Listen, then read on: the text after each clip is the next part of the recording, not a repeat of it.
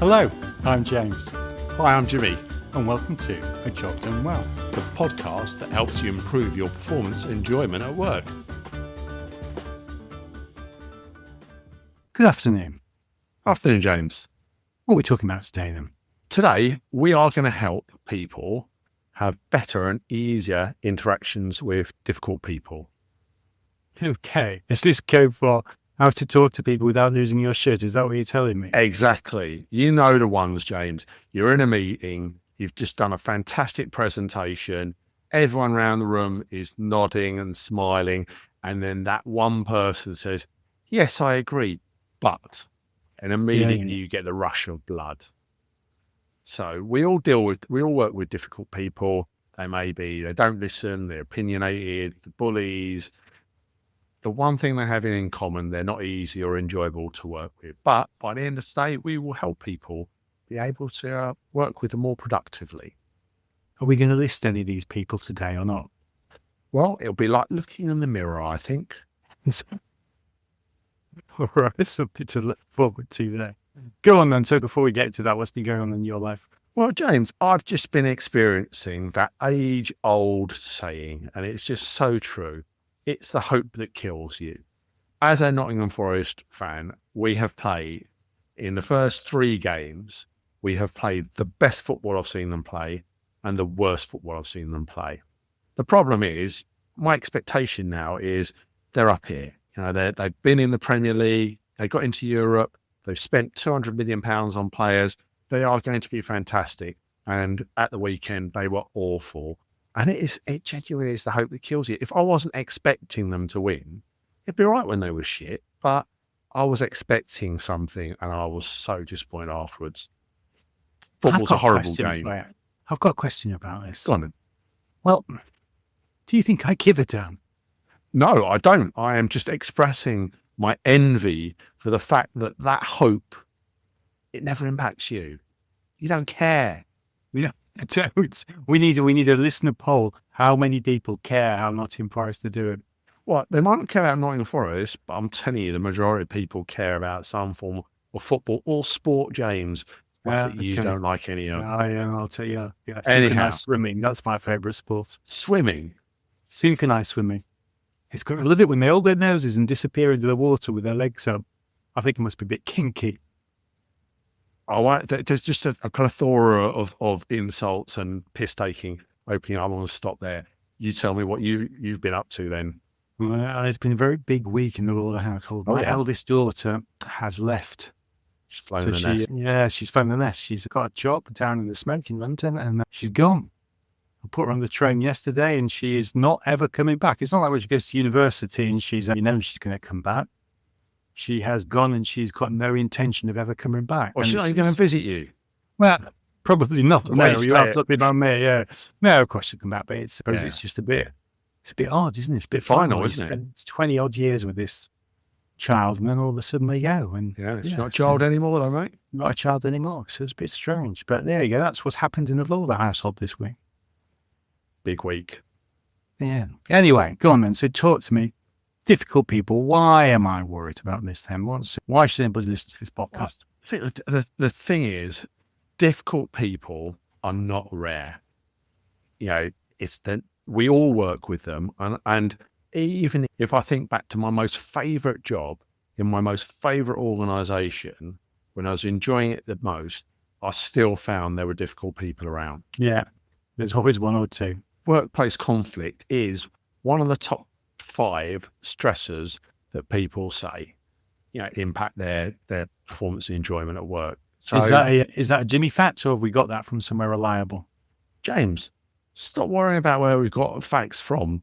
That is actually a real fact. It's not. It's something I've made up. This is like a Trump podcast. We don't care about truths and the facts. Jay, if I was doing a Trump fact, it would be rather more out. You go well, would you? Yeah, okay, go on. Yeah, it would. I'd turn around and say, workplace conflict. Every single person has it as the number one thing that impacts their lives. That's more Trump, right? Yeah. Anyhow, it's a top 5 stressor, and it impacts your performance, your well-being, how long you stay in a job, your time, it takes your headspace, your energy. So one important thing we're going to talk about here is not how you change difficult people, because You can. you can't. And so what we're going to talk about is not changing their behavior, but we're going to focus on how you can change your behavior and your responses. Yeah, that's a very good point. I was once told you can't change anybody else, you can only change yourself. And I think that's quite a useful frame of reference. Yes. Another stat for you, James. Another Jimmy fact. Go on. Another Jimmy fact. 38% of UK employees say conflict is a regular part of their work life. So, and that isn't actually a Jimmy fact. That was a CIPD fact. Really? So, Okay. but it is a regular thing. You can't avoid it. 38% if it's regular, that's a big deal, isn't it? Yeah, exactly. In fact, it's something to be dealt with, really, actually, isn't it? Yeah. Big productivity problem. Yes. So go on then, talk to me about difficult people. What type of difficult people have you come across? Oh God, there's all sorts. And this is slightly tongue in cheek, James, but you get people like the people that I've experienced, and Yeah, we will, shall we be diplomatic and not mention names, but I think it's best because there will be people, guarantee you, listening to this podcast who we would categorize as difficult people. Equally, I guarantee you there will be people listening to this podcast who would say that you and I were difficult people to work with. No, it's hard to believe. And no, it's true. It's true. Yeah. Anyhow, you get people who you get these people that are like bulldozers. They're loud, they're domineering, they're dismissive, they just ignore everything you're saying. Don't let you get a word in edgewise. Sorry? They don't let you get a word in edgewise. Edgewise. Edgewise. Well, it's edgewise with me, isn't it? Be edgeways with you. It's Be edgewise. edgewise. It's edgeways. No, That leads us to the edgewise second Yeah. one, James. The sniper. The person who sits on the sidelines and just makes little sarky comments. Does that one I've never done that. Never. Edgewise, indeed. Yeah. So we probably covered a little bit of you and I in the first couple. The next one I think is the victim, the person who's always hard done by. It's never their fault. Never takes responsibility for everything. Always deflecting stuff. Hard done by. Yeah, I know the type. And the next one I think is the ghost. People The just ghost. avoid everything. You can never pin them down. You can never get them on the hook for anything. Yeah, no, you always seem to avoid getting a bollocking for not doing anything. Yeah. Never get in trouble. These people often, they spend lots of time. Some of them manage their bosses so well. And you get that one that always gets me is we all think they're a knob, but the bosses love them. Right. It's because they've been focusing upwards, and they ghost you. Yeah. What about you, James? How about the gossip?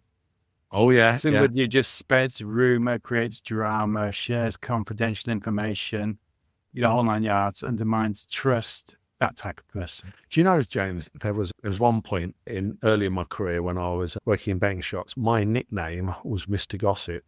I find that very hard to believe. Why did they call you that? I can't imagine, but I I may have been guilty of some of this stuff. Yeah. All right, I've got another one. Are you having it? The controller micromanager needs to have a hand on everything, overly critical and often nitpicks. Do you see any of yourself in that one or not? Oh, no, I could be guilty of some things, but micromanager, I'd definitely nitpick, but that would imply I had to get into the detail, which is my restraint. Yeah, all right. Another one I'm a bit guilty of, the cynic. So that person you constantly focuses on problems. It will never work. Shoots down your ideas, dampening enthusiasm. Do you know the sort of person who says, yeah, we tried that 30 years ago and it didn't work now?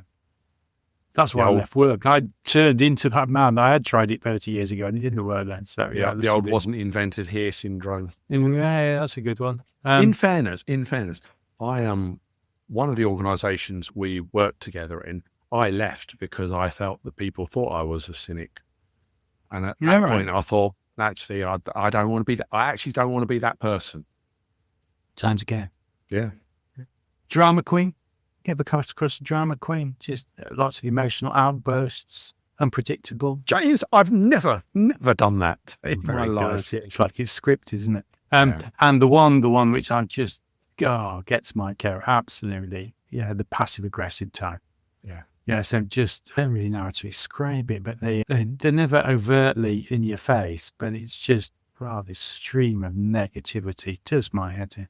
I don't know if I've ever told you a story. I won't mention the person's name, but there was somebody who we worked with who always said to you what was wrong with something. You know, if you said, this is what we can do, they always said, it won't work because of X, Y, Z. Always on the negative. I confronted them about it at one point and said, you just come across as being a very negative person because you're always pointing out all the reasons why everyone else's ideas won't work. You know what they said? They turned around and said, it's because I'm trying to help you, because I'm so much faster than everyone else and I can see all the things before you can. So I figure it's my duty to be helpful and share that with you. Well, there you go. Did you enjoy the feedback or not? Yeah, I nearly put their lights out. As well as recording this podcast, we help individuals, teams, and entire organisations achieve outstanding results.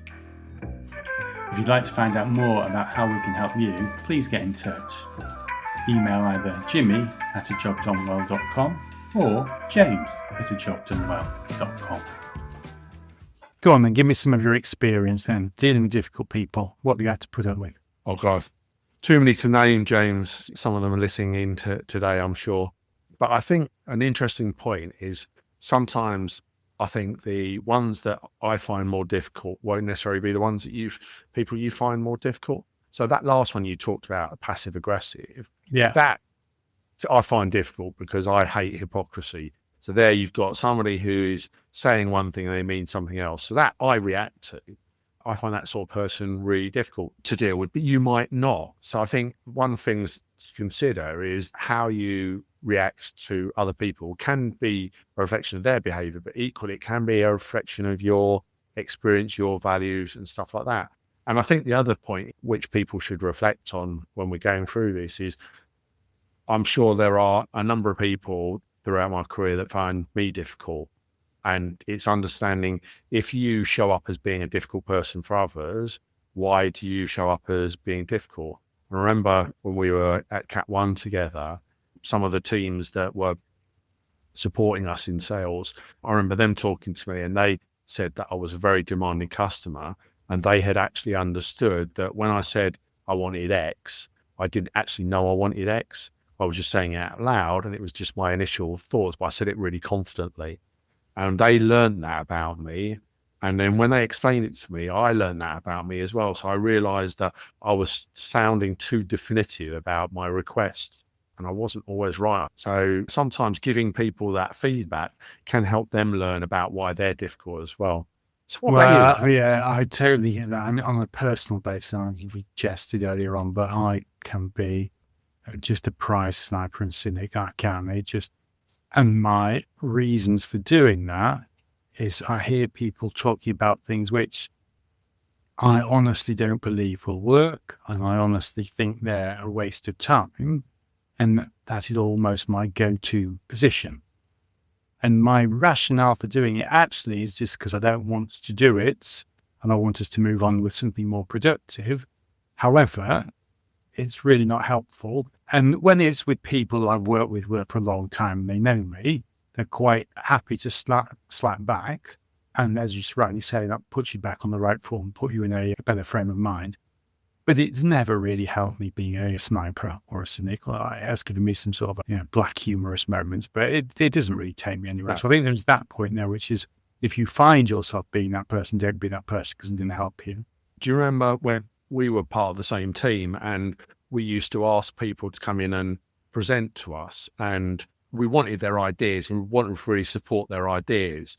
And then some of them told us that we were very intimidating to come and present to because we were sniping and throwing stuff around and they didn't know us that well. So I think that's another point is, sometimes in groups you can become difficult even though you don't intend. We didn't intend to be difficult, but it's just how we showed up. And then when they turned around and told us that, we did try and change our behavior. Mortified. Yeah, genuine. Yeah. So don't be that person is my first thing. Yeah. The other thing now is there was one guy who was just a bulldozer in the word for him. He was like a Sherman tank. And the bloke was just unbelievable to the point where I just removed myself from the situation. I got out of his way. He was somebody you just could not deal with. It was an absolute bully and a self-opinionated clown. But that was the way I dealt with it. But I think the interesting point is usually these behaviours are about insecurity. They want something and they don't know how to get it. So I suppose really that takes us to, if you're confronted with somebody like this, then go on, you're Mr. Politics.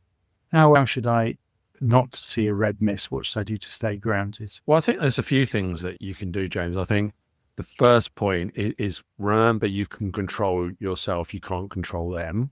So it is about thinking about the things that you can do. Sometimes it is about not taking things personally as well. So to your point, it's driven out of their insecurity. But I think one of the things that I learned was, how do you understand what it is that triggers you?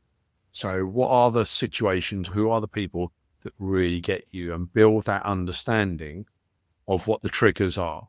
So then when they say something that is going to trigger you, take a pause. It's the old classic count to 10 before you respond. You don't actually have to count to 10, literally. You can do whatever you like. You can say stumping your head. You can take a deep breath, whatever it is. But repeat, you are a twat 10 times. If you want to say that 3 times in your head, just create that space. Don't care what you do, but create a space between the trigger that you've now understood and your response. Because when you then respond, you can respond intentionally how you want to respond, as opposed to just responding emotionally. And that is so much easier for you to not be triggered by them. Well, there's an interesting point there, though, when you say understand the trigger. So as I said, my daughter's just left, but I found myself, we were arguing. I was arguing with my daughter. And, it doesn't put you in a good position when you're arguing with your 20-odd-year-old daughter. But I came to the conclusion that the trigger was actually she was going. And, I spent 20 years looking after this child. Yeah. And all of a sudden, I was no longer needed.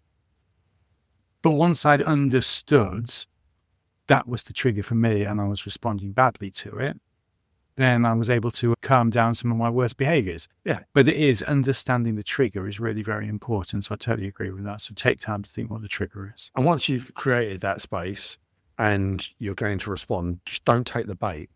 Quite often, difficult people elicit certain responses. They're not always positive responses. Don't react in the way that either they want you to or the way that you instinctively feel that you've got to do it. So now, hang on. I am going to name names. Okay, go. And I know he listens. Bloody Rich. So our mate, I use the word mate very, broadest term. Our mate Rich, we go drinking with Rich. And I am, as you probably know, I'm a bit of a champagne sensualist.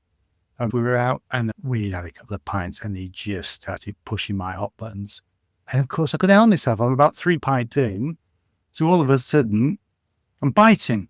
And every time I bit, he threw another one in. Yeah. And he's sitting there. It was like he was fishing. He was loving every minute of it. It was like watching a cat just toying with a mouse, just playing with you. Every time you settle down, he'd say something else that you just took the bait every time.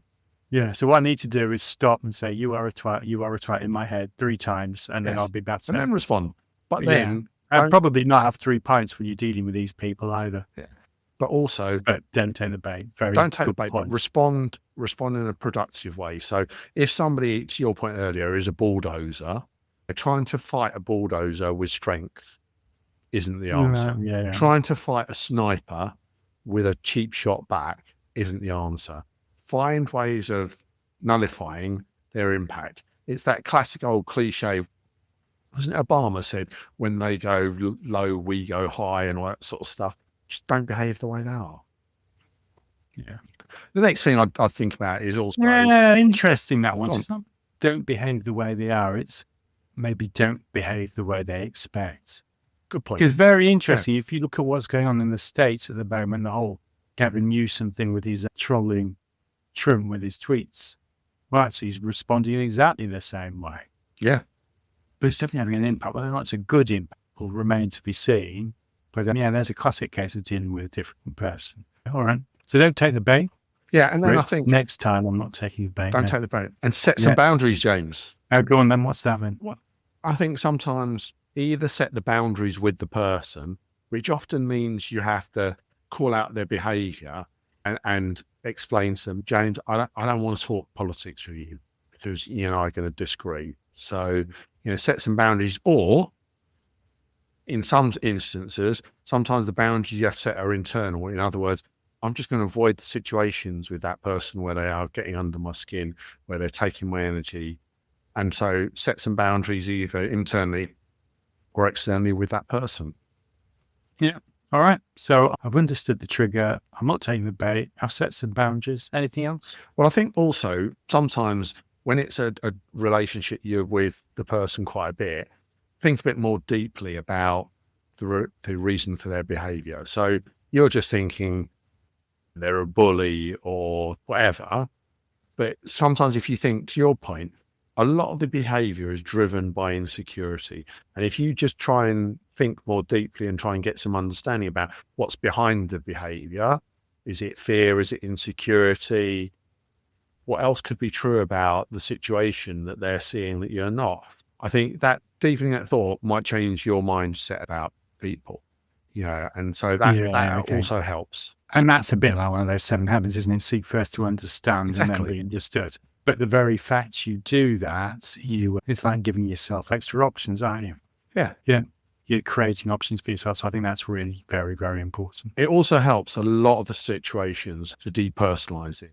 If I understand you're trying to bulldoze me every time we have a conversation, I understand that you've got some insecurities behind it. It depersonalizes it from being about me. So you're not just trying to make it personal to me, but also then, as you say, it opens options. If you follow some of the advice we've given, you do so with the maximum number of options that you can have, as opposed to, I'm just going to react to them and they're in control of my reaction.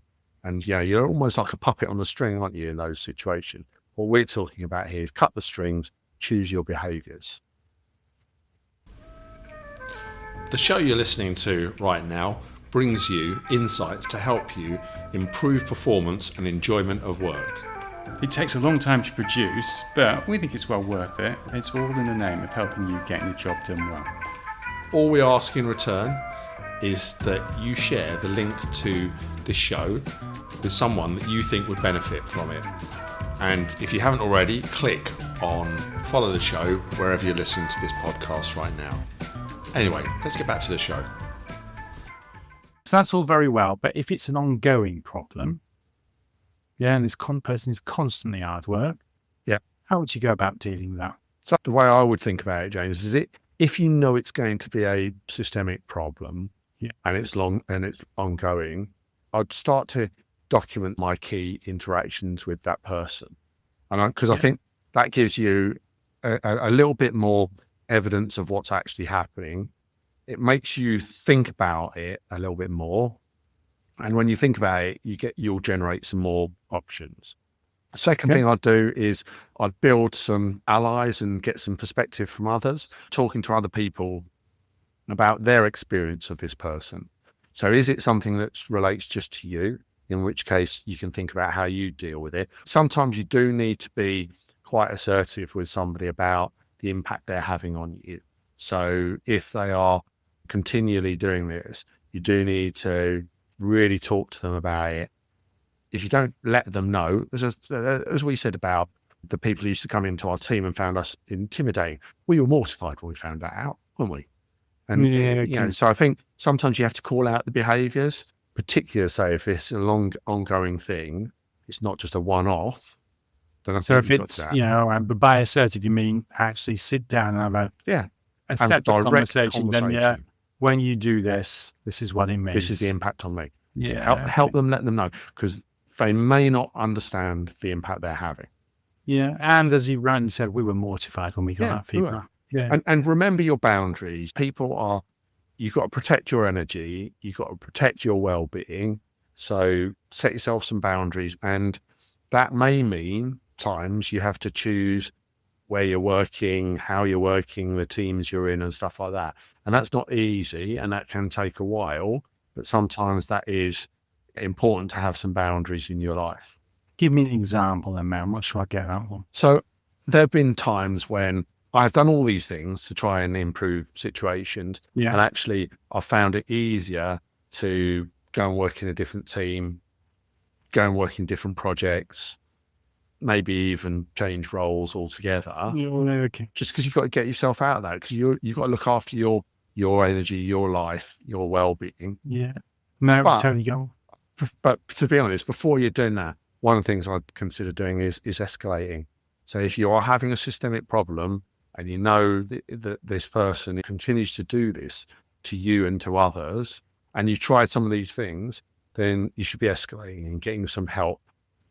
Yeah, okay. And actually, if you're going to escalate it, documenting things and building That helps. arrows and actually being able to say, I have sat down with this person, all of these things help. Yeah, got it. Because you don't want to just escalate. James and I have had an argument, therefore I'm going to escalate to our boss. But if I'm going back and saying, look, I've written down, here's the evidence I've got, the problem I'm having, here's what I've done to try and resolve that, can you help? That's a much more powerful way of dealing with it. So let me just summarize that then. So I've got it straight in my head. Number one, document the interactions. Yeah. Write it down, give yourself a bit of thinking time. Number two, build some allies. Either they will help you or they'll give you a bit of the cold, hard truth, which maybe might be helpful to you. Yeah. Hard to do, but actually taking somebody aside and say, when you do this, this is the impact you have on us or me. Yeah, it's actually a very positive thing to do. Be clear about your boundaries. If you have to withdraw from the situation, withdraw from the situation. Yeah, because actually you're probably better off out of it than in it. Yeah. And then finally, you can escalate, but probably better to escalate after you've done those other things. Yeah. Lovely. I suppose the key thing is you've always got a choice, haven't you? But another thing you said in one of the earlier podcasts is nothing lasts forever. No. You might be working with a right clown, but you won't be. Clown might be your boss. But, bosses come and bosses go. Yeah, And none of they this is do. forever. And also, people go through different phases in their life. You don't know what's happening for people outside of work. They might be going through a difficult time, which is why they're actually out at work. So situations do pass. So go on then. Any final thoughts on that? Well, hopefully, we've given people some advice that difficult people, you're always going to face them.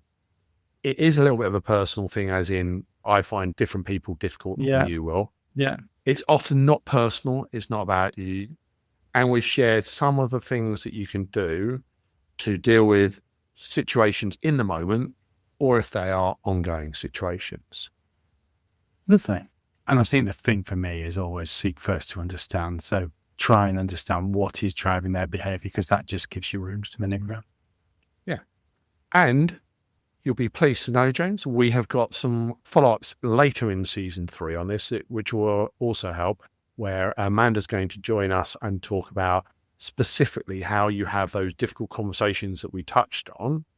And we've got somebody who's going to come and talk to us about how you use conflict to have positive outcomes. So more to come. Well, I hope you found that interesting conversation. If it's been useful, please do like and subscribe, because it helps us move the podcast on. And I shall speak to you next week. Thanks, everyone. Cheers now. We cover a whole host of topics on this podcast, From purpose to corporate jargon. but always focused on one thing: getting the job done well. Easier said than done. So if you've got unhappy customers or employees, bosses or regulators breathing down your neck, If your backlogs are out of control and your costs are spiralling, and that big IT transformation project that you've been promised just keeps failing to deliver, we can help. If you need to improve your performance, your team's performance, or your organisation's, get in touch at jimmy@ajobdonewell.com. or James@jobdonewell.com.